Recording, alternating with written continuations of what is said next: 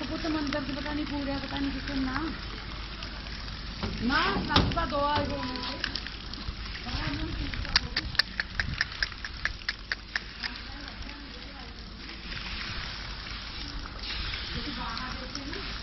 कांवला हो देखो कितना ढेर लगा अपने ओए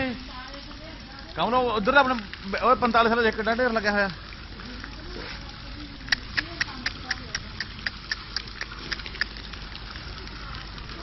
मम्मी छट खड़ा वा जेड़ा कर लिया ठीक है